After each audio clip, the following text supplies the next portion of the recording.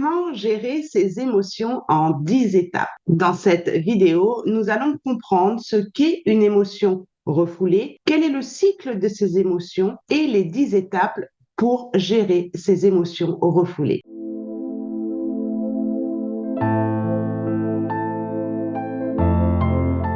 Bonjour, je suis Stéphanie, thérapeute holistique. J'accompagne les personnes dans la guérison du corps et de l'âme. Je suis aussi numérologue et cartomancienne et je forme des personnes dans la pratique de la radiesthésie et dans les soins énergétiques. Vous trouverez tous mes services, mes formations et ateliers à venir dans la description de cette vidéo. Je partage sur ma chaîne des sujets qui sont en relation avec toutes mes pratiques et comment je peux vous aider à aller mieux dans votre corps et dans votre âme. Donc, si cela vous intéresse, eh bien, je vous invite à vous abonner sans oublier de cliquer sur la petite cloche pour recevoir toutes les notifications. Alors, tout d'abord, qu'est-ce qu'une émotion refoulée? Ce sont des émotions que nous éprouvons, mais que nous choisissons de ne pas exprimer. Nous les gardons en nous, souvent parce que nous avons peur de blesser les autres ou encore d'être jugés ou d'être nous-mêmes blessés. Il est important de comprendre le cycle des émotions. Nos émotions sont des réponses naturelles à ce qui se passe dans nos vies et elles suivent un cycle. Nous ressentons une émotion, nous essayons de la comprendre, de la traiter et puis nous la laissons partir. Mais le problème survient lorsque nous refoulons nos émotions à l'étape essayer de comprendre et les traiter. Nous pensons souvent que nous devrions être forts pour faire face à nos problèmes sans montrer nos émotions. Mais cela peut causer des dommages à long terme. Beaucoup d'entre nous ont grandi dans des familles où les émotions étaient mal vécues ou considérées comme faibles. Nous avons appris à les réprimer pour ne pas être critiqués ou jugés. Mais le problème, c'est que ces émotions ne disparaissent pas. Elles restent là, enfouies en nous, attendant justement d'être libérées. Et souvent, ces émotions, à 99%, sont liées à nos blessures de l'âme. Cependant, refouler ces émotions peut causer des tensions internes, des troubles psychologiques, des tensions dans les relations sociales. Mais elles peuvent aussi entraîner de nombreux problèmes tels que l'anxiété, la dépression, le stress ou même les problèmes physiques tels que les douleurs musculaires, des maux de tête, mais encore des douleurs aussi intestinales et peuvent aussi amener au burn-out. Pour éviter d'avoir des émotions refoulées, il est important de comprendre la source de ces émotions. Je vous ai déjà donné une petite piste en allant voir et guérir, en tout cas libérer vos blessures de l'âme. Demandez-vous ce qui a causé ces émotions. Qu'est-ce que vous êtes en train de vivre actuellement, dans l'instant T, au moment où une émotion apparaît? Qu'est-ce qui vous fait ressentir de la colère, de la tristesse, ou vous vous sentez frustré, ou autre émotion? Une fois que vous avez compris ce mécanisme, que vous avez mis des mots sur votre émotion, eh bien, il est important de trouver la source parce que vous devez absolument l'exprimer, cette émotion. Donc déjà, lui donner un nom, poser un mot sur l'émotion, c'est-à-dire tristesse, colère, peut déjà être un premier pas. Mais il est important de les exprimer de manière saine et constructive. Alors, cette vidéo sera la première d'une série de 5 vidéos. Dans cette vidéo, je vais d'abord vous parler des 10 étapes pour mieux gérer vos émotions refoulées. La première est de reconnaître et d'accepter vos émotions. Nous avons souvent tendance à les nier, à les minimiser, ces émotions. Mais il est important de se rendre compte que nos émotions sont réelles et qu'elles ont un impact sur notre vie. Pour les accepter, il est important de comprendre que toutes les émotions sont naturelles et normales. Il n'y a donc pas besoin de les juger ou de les réprimer. Si nous n'avions pas d'émotions, nous ne pourrions pas vivre. Accepter ces émotions est vraiment une étape clé pour pouvoir les libérer. La deuxième étape est de faire de l'exercice. Pourquoi? L'exercice peut aider à faire réduire le stress, l'anxiété et libérer des endorphines pour améliorer l'humeur, comme la dopamine par exemple. Donc choisissez un sport qui vous semble agréable pour vous. Une simple marche peut être déjà une activité physique et être de l'exercice. Le mot sport fait souvent peur. On se dit, oh là là, moi, j'ai jamais fait de sport. Mais rien qu'une marche est déjà un sport. D'accord? La troisième étape consiste à trouver des moyens sains pour exprimer vos émotions. Alors, cela peut être par l'écriture, par la danse, par l'art, par la musique. Tout ça peut être une façon pour vous d'exprimer aussi une émotion. Écrire peut être une excellente façon de libérer vos émotions. Essayez de prendre quelques minutes chaque jour pour écrire vos pensées et vos émotions. Ça va déjà libérer au niveau de votre mental. Cela peut aussi vous aider à prendre un petit peu de recul justement sur vos émotions et justement de mieux les comprendre pour gérer vos sentiments. La quatrième étape est de se donner la permission de ressentir ces émotions sans les juger. Vous avez le droit de ressentir ce que vous ressentez et cela vous rend pas faible ou inadéquate. Donc, permettez-vous de pleurer. Pleurer est une action naturelle face à la tristesse ou à la frustration. Cela peut vous aider à libérer des tensions émotionnelles et physiques. On dit souvent dans l'énergétique que pleurer est le fait de nettoyer son âme. Donc n'hésitez pas et ne vous retenez pas de peur d'être faible ou jugé. Une technique qui est très peu utilisée et qui est pourtant très favorable pour sortir ces émotions refoulées est de volontairement écouter une musique, regarder un film qui vous ramène justement dans ces émotions douloureuses. Cela va vous permettre justement de lâcher vos pleurs, de lâcher tout ce que vous avez à l'intérieur de vous. Alors bien sûr, je vous invite pas à faire ça tous les jours, mais quand vous êtes vraiment en face de ce type d'émotion, de ce type de chanson, de ce type de film, cela va vous permettre de libérer vos émotions refoulées. Et si vous trouvez que cette technique est un petit peu bizarre, eh bien, sachez que votre âme, inconsciemment ou consciemment, va vous mettre face à ce type de visualisation ou d'écoute, c'est-à-dire film ou musique, que vous pouvez entendre et qui va vous envahir volontairement pour sortir toutes les émotions refoulées que vous n'avez pas pu ou su exprimer. Nous, en ce moment, c'est The Voice. À chaque, émission de The Voice, vous pouvez être sûr qu'il y a une chanson, pouf, ça lâche. Et pourtant, je ne l'ai pas choisie, vous voyez. Donc, je pense que nous avons tous un petit peu vécu cela. La cinquième étape est de pratiquer la méditation. Alors, pas forcément la méditation assis sur un coussin en position de lotus, d'accord? Mais essayez-vous juste dans un endroit où vous serez calme, où vous vous sentez surtout en sécurité et où vous serez pas dérangé. Le but est de rester dans le silence. Alors, pas la peine d'y rester pendant des heures, 5 minutes au début, peut-être suffira parce que c'est pas forcément évident de rester dans le silence. Mais rester dans le silence vous permet de vous reconnecter à votre être, à votre âme et donc à vos émotions, refoulées. Cette pratique de méditation permet de se calmer, de se concentrer sur ses émotions sans les juger, juste les observer, les accueillir et les laisser partir. Et là, vous êtes dans la pratique du cycle des émotions. Il est possible qu'elles puissent s'évacuer pendant la méditation par des pleurs ou d'autres sensations physiques. Laissez, accueillir et laisser partir. Je sais que c'est pas évident, mais plus vous pratiquerez ces moments de silence, c'est pour ça qu'il est plus intéressant de commencer par peut-être 5 minutes en additionnant peut-être la respiration profonde dont je vais vous parler tout à l'heure. Eh bien, commencez par 5 minutes parce que parfois être dans le silence trop longtemps peut être difficile à gérer. D'accord? Mais c'est une étape qui est importante et qu'il faut que vous preniez en considération. Vous pouvez, pendant que vous faites cette méditation, visualiser un endroit réel ou imaginaire où vous vous sentez en sécurité. C'est une pratique que j'utilise grâce à ma formation de praticienne en PNL lors de mes consultations et qui est largement utilisée, bien sûr, dans d'autres pratiques thérapeutiques. C'est ce qu'on appelle l'endroit sécure.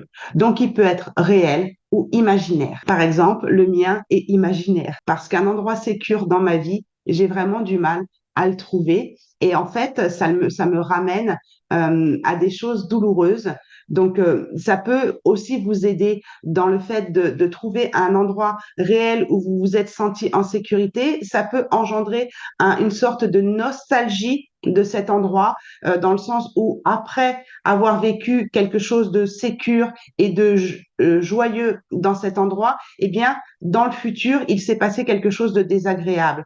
Et donc, ça vous ramène peut-être à une émotion refoulée. Ça peut aussi vous aider peut-être à la sortir, cette émotion. Si vous n'avez pas envie trop de revivre de la nostalgie, eh bien, vous pouvez trouver un endroit imaginaire plus sécurisant. On est plus dans le fait de, effectivement, exprimer ses émotions refoulées, mais aussi dans cette technique plus de gérer aussi le stress et faire redescendre un petit peu toute cette cortisol que nous créons en fait en étant dans cet état de stress, d'anxiété. Donc ça, c'est aussi une technique que vous pouvez utiliser quand vous êtes stressé, angoissé, ou que vous faites des crises d'angoisse ou ce genre de choses. D'accord? Alors, ensuite, la 6e étape est de pratiquer l'autocompassion. C'est super important. Apprenez à vous donner de la gentillesse.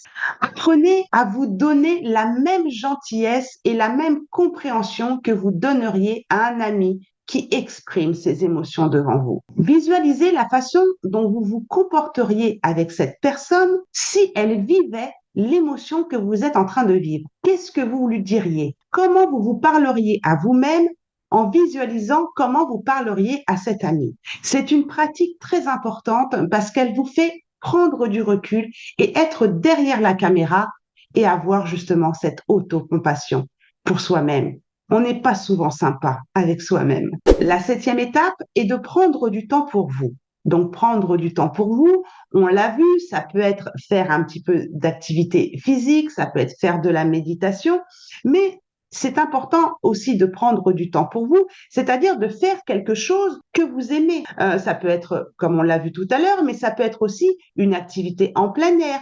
Ça peut être aussi une série télévisée dans laquelle vous lâchez prise. Ça peut être aussi prendre un bain chaud. Vous voyez, une activité qui vous fait du bien, une activité qui vous fait vraiment plaisir et surtout qui peut vous aider à vous relaxer. Ça, c'est le but de cette étape. Mais attention à l'activité que vous allez choisir parce que souvent, on choisit une activité pour justement ne pas ressentir nos émotions refoulées. Donc, on peut très bien être dans la fuite par le travail ou autre chose en pensant que nous sommes dans une action qui nous fait plaisir et en fait, nous sommes en train de fuir nos émotions refoulées. Donc, dans cette étape, vraiment, le mot que vous devez retenir, c'est prendre du temps pour vous. D'accord? La 8e étape, et je vous en ai déjà parlé un petit peu, c'est de pratiquer la respiration profonde. Lorsque vous ressentez une émotion forte, prenez quelques minutes pour respirer profondément, fermez les yeux et inspirez profondément par le nez, puis expirez lentement par la bouche, comme si vous souffliez dans une paille. La cohérence cardiaque est un super outil pour pratiquer cette respiration. Vous avez des applications sur les téléphones portables qui vous permettent de tenir 5 secondes d'inspiration, 5 secondes d'expiration. C'est vraiment une technique qui se passe par ce mouvement de 5 secondes d'inspiration et 5 secondes d'expiration. Et parfois, compter dans sa tête nous empêche de nous relaxer ou de faire vraiment cette pratique correctement. Donc, le mieux, c'est vraiment d'avoir ça sur votre portable. Vous en avez plein, vous tapez cohérence cardiaque et vous allez trouver une application où justement vous n'avez pas besoin de compter. Vous pouvez le faire en fermant les yeux ou vous pouvez très bien regarder cette application où il y a souvent une bulle qui monte et qui descend et qui vous permet de savoir à quel moment vous allez inspirer et à quel moment vous allez expirer.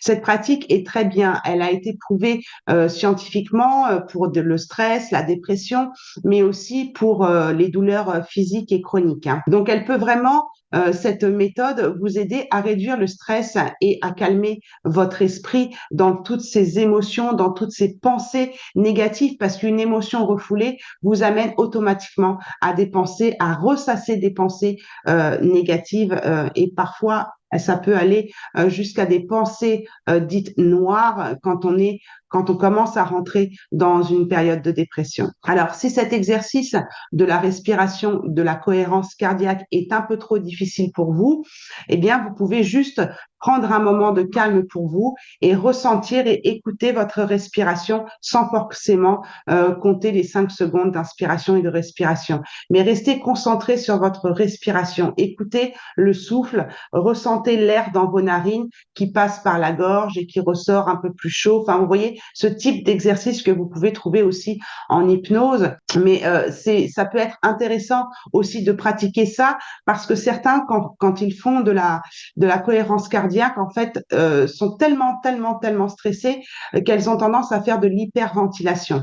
C'est pas le but. Si vous sentez que vous avez du mal à tenir ces 5 secondes d'inspiration et d'expiration pendant 5 minutes, parce que le but de la cohérence cardiaque, c'est quand même de les tenir 5 minutes, eh bien, choisissez une autre technique de respiration, mais qui est la vôtre, c'est-à-dire votre propre respiration, votre propre rythme, et essayez de vous calmer juste en écoutant votre respiration et la laisser se détendre. Mais c'est vrai que la cohérence cardiaque a le but aussi, puisqu'elle s'appelle cardiaque, de gérer aussi l'intensité de vos battements du cœur.